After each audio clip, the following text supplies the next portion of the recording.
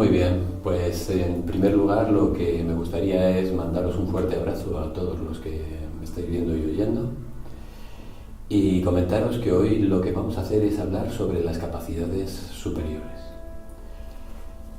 Me imagino que conocéis, y si no, pues vamos a hacer un breve resumen, lo que son las capacidades básicas de los seres humanos. Los seres humanos nacemos con 3 capacidades potenciales. Esas 3 capacidades son la energía, la sensibilidad, percepción y la inteligencia. Actualmente esto pues se recoge en casi todas las legislaciones a nivel mundial relacionado con la discapacidad. También la propia ONU lo recoge cuando habla de las personas con discapacidad en los derechos humanos de estas personas. Estas capacidades o discapacidades, cuando no se han conseguido desarrollar o cuando por cualquier situación, un accidente, una enfermedad, no han podido seguir su curso de desarrollo, porque estas capacidades son potenciales, es decir, el niño nace con ellas, puede nacer con alguna más desarrollada que otra, puede ser un niño muy inteligente o puede nacernos un niño muy fuerte, pero aún así durante toda su vida las irá desarrollando. Aunque el niño sea muy fuerte, si no es capaz de hacer deporte, de hacer ejercicio, nunca podrá ser un gran deportista o una persona con muchísima potencia, con muchísima energía. Y lo mismo pasa, es decir, con niños que tienen otra capacidad, como por ejemplo la inteligencia. Un niño, si nace con una gran inteligencia, por ejemplo, una inteligencia matemática, una inteligencia racional, una inteligencia musical, pero si nadie le permite desarrollarla durante toda su vida, pues eso se quedará en nada. Estas 3 capacidades, como hemos comentado, cuando surge un problema, una enfermedad o cualquier tipo de accidente, se convierten en una discapacidad, no ha habido un desarrollo. Actualmente tenemos 3 grandes grupos, como ya he comentado y como os digo, a nivel mundial todas las legislaciones. Existen personas con discapacidad física, que es la parte energética, personas con discapacidad sensorial o sensitiva y personas con discapacidad intelectual. A lo que se ha añadido la enfermedad, sobre todo la enfermedad mental, porque la física la han integrado normalmente en la primera parte, en las personas con discapacidad física. Todo lo que hacemos en la vida lo hacemos utilizando estas 3 capacidades. Hay personas, o casi todas las personas, tenemos capacidades diferentes. Por eso hay una tendencia a llamar a las personas con discapacidad personas con capacidades diferentes. Cuando yo voy a realizar cualquier actividad o labor, lo que voy a hacer es simplemente utilizarlas. Por ejemplo, imaginaros que voy a un trabajo, a realizar un trabajo. Entonces, imaginaros, por ejemplo, conducir un camión. Pues yo me tendré que poner en postura, tendré que utilizar energía, es decir, para coger el volante, es decir, para apretar el acelerador. Por otra parte, tendré que utilizar la segunda de las capacidades, que es la sensorial, la sensitiva, es decir, tendré que estar pendiente de la carretera y tendré que tener, como decíamos, todos mis sentidos activos para la circulación. Y por otra parte, tendré que tomar decisiones. Tendré que tomar la decisión para poder adelantar. Si hay cualquier problema técnico en el camión, tendré que tomar la decisión para resolverlo. Es decir, utilizar la capacidad intelectual. Y lo mismo en cualquier otra actividad. Cualquier deportista, aunque esté desarrollando más en este caso su capacidad física, su energía, pero también tiene que ver la pista, tiene que tomar decisiones, tiene que saber cuándo el contrincante le está atacando o cuando no. Y así, como os digo, en cualquier momento de la vida tengo que utilizar las tres. Y, curiosamente, estas capacidades se llaman concomitantes, es decir, tienden siempre a estar unidas. Es muy difícil, por no decir casi imposible, el utilizar solamente dos y dejar una totalmente nula. Estas capacidades se conocen desde siempre y están en distintos niveles. Por ejemplo, imaginaros en el budismo primitivo o los filósofos presocráticos ya nos hablaban de que el principio de todas las cosas estaba en 4 elementos. Estoy hablando de 4, no de 3, pero ahora os explicaré por qué. Ellos hablaban de que había un elemento, es decir, que era el aire, otro el agua y otro la energía y la tierra. A nivel simbólico, es decir, en el lenguaje previo al verbal, lenguaje preverbal, los símbolos eran cómo calificábamos a las distintas palabras que no teníamos en aquel momento. Bueno, pues desde el punto de vista del lenguaje preverbal, el aire es el símbolo de la inteligencia. El agua es el símbolo de la sensibilidad y el fuego es el símbolo de la energía. Y por su evolución, como sabéis, la energía se convierte en materia o en tierra. Este lenguaje no verbal es muy lógico. Por ejemplo, vamos a pensar en el agua. ¿Qué cosa de la naturaleza produce más sensaciones que el agua? El agua fría, el agua caliente, que son sensaciones diferentes, el agua sucia, el agua de los pantanos, el agua limpia y cristalina, es decir, que es un símbolo de amor, es un símbolo de sensaciones elevadas, superiores.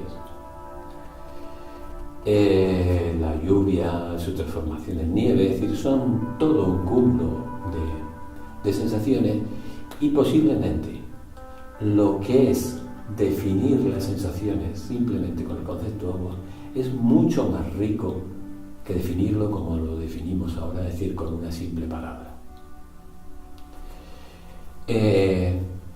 A otros niveles, entre comillas, en otros planos, también entrecomillado, podemos encontrar que las capacidades también han sido definidas de otras formas diferentes. Es decir, por ejemplo, como campos magnéticos,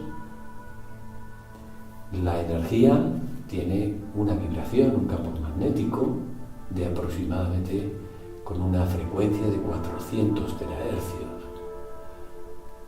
y que coincide con el color rojo. La sensibilidad tiene un campo magnético con una vibración aproximadamente de 520 terahercios que coincide con el del color amarillo. Estamos hablando además de fotones, de cuantos de luz. Y lo que es la inteligencia, es decir, tiene un campo magnético más elevado, aproximadamente 640 terahercios, y coincide a la vez con el color azul. Cuando nosotros estamos hablando ahora de capacidades superiores, lo que estamos hablando es de unas capacidades que se consiguen, que el ser humano puede conseguir de una manera relativamente sencilla, es decir, pero compleja a la vez. Y lo vamos a explicar. Mirad, estamos definiendo ya estas capacidades y vemos que estas capacidades al final son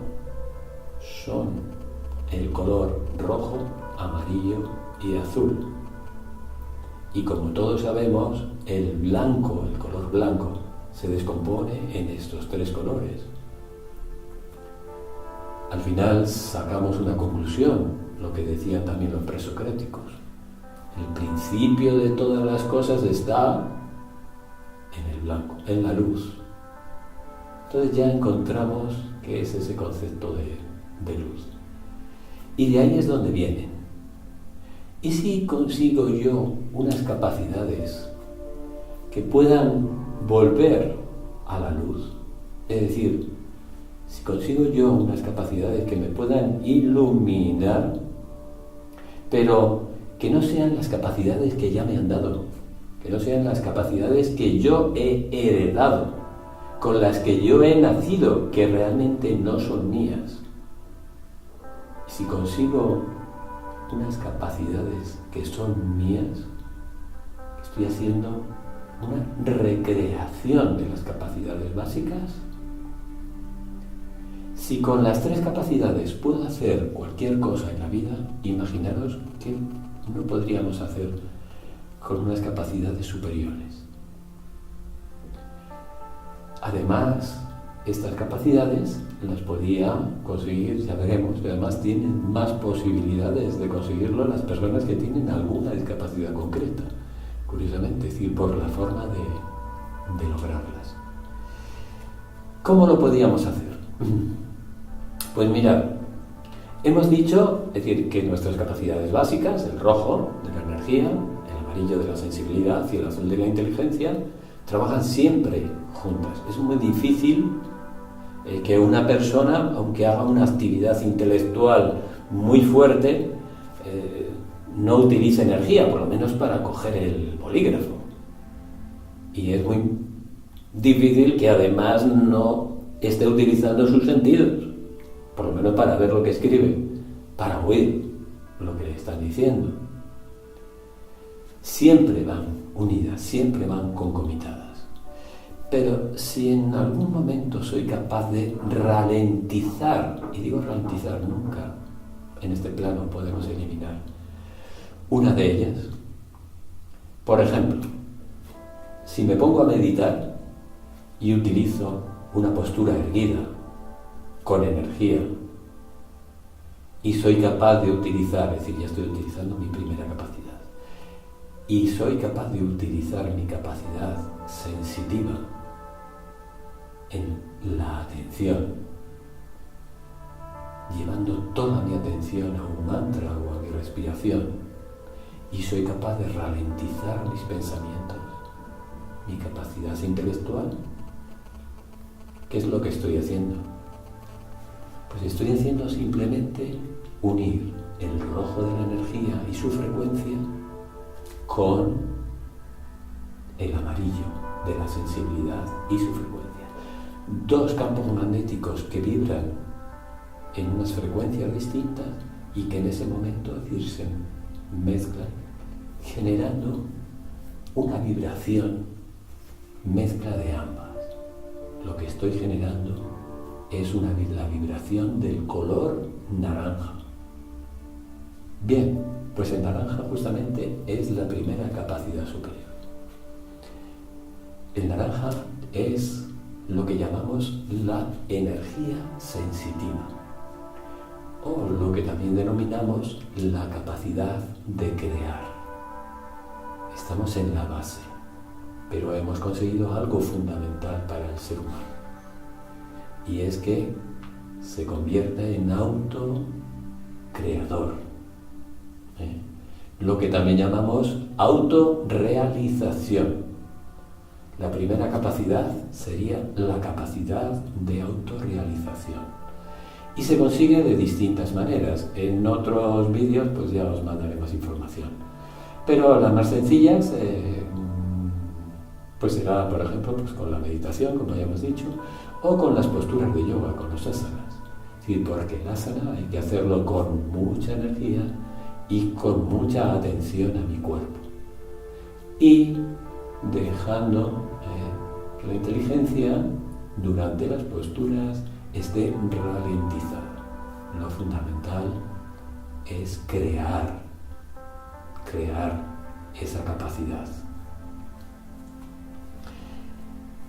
Bien, pues vamos a por la segunda.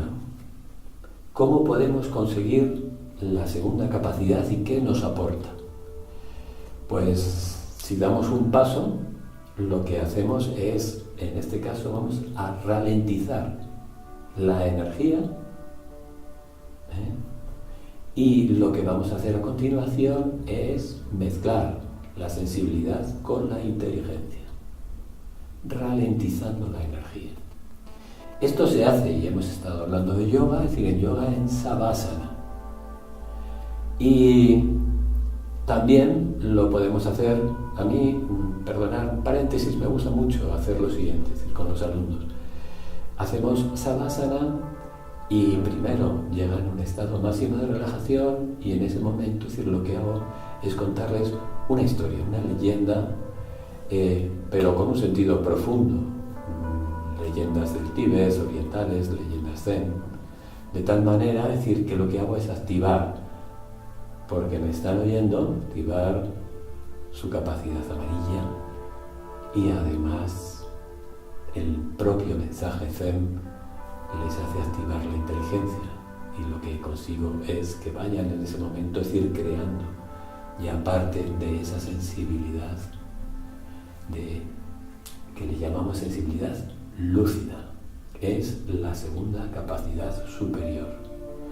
Es la capacidad que me permite amar a nivel con mayúsculas y la que me permite después, me va a permitir también canalizar con nuestros guías. Algo también muy importante en este proceso de crecimiento. La última de las capacidades superiores es la más compleja. Lo vais a entender fácilmente. Mirad, lo que tengo que hacer es, en este caso, ralentizar la sensibilidad, la percepción y potenciar la energía y la inteligencia. Voy a conseguir lo que se llama una intuición activa. Es la capacidad que engendra la sabiduría. Es más compleja, no vamos a daros ahora ninguna técnica, hay técnicas de pranayama, pero son un poquitito más complejas. Y lo que pasa es que en este último nivel, como comprenderéis, la dificultad mayor está en llegar a esa ralentización, porque si os fijáis, nosotros siempre estamos sintiendo, los sentidos están siempre abiertos. Mi sensibilidad está siempre abierta. Entonces es una capacidad que ya necesita un mayor control del cuerpo. Cuando yo consigo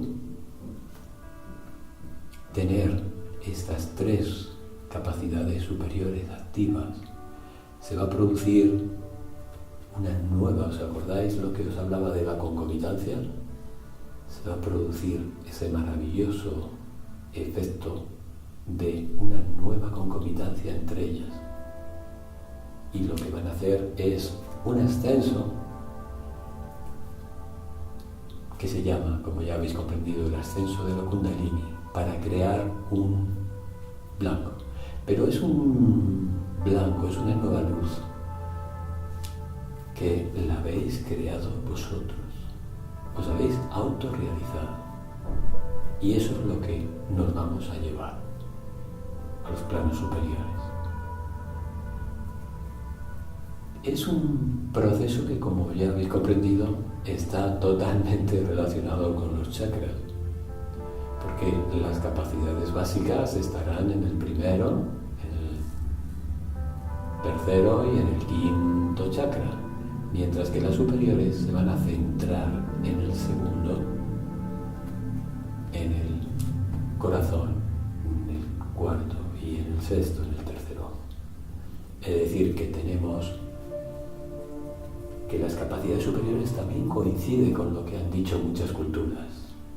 Para los tibetanos, ¿acordáis? Es fundamental el tercer ojo, es decir, para los japoneses el punto hara es básico y para casi todas las religiones el punto del corazón es el punto fundamental. Pero en este caso, trabajan unidos, trabajan al unísono, ¿sí? Para crear, configurar una nueva luz. Y esa luz somos nosotros. Eso es lo que realmente vamos a ir creando en este plano, en esta vida. Muy bien, pues con esto por ahora yo creo que hemos conseguido una pequeña comprensión de lo que son las capacidades superiores. Y habrá otros vídeos en los que os explicaré ya un nivel un poco superior también, cómo se pueden crear y cómo se pueden desarrollar. Muchas gracias a todos y gracias por la escucha.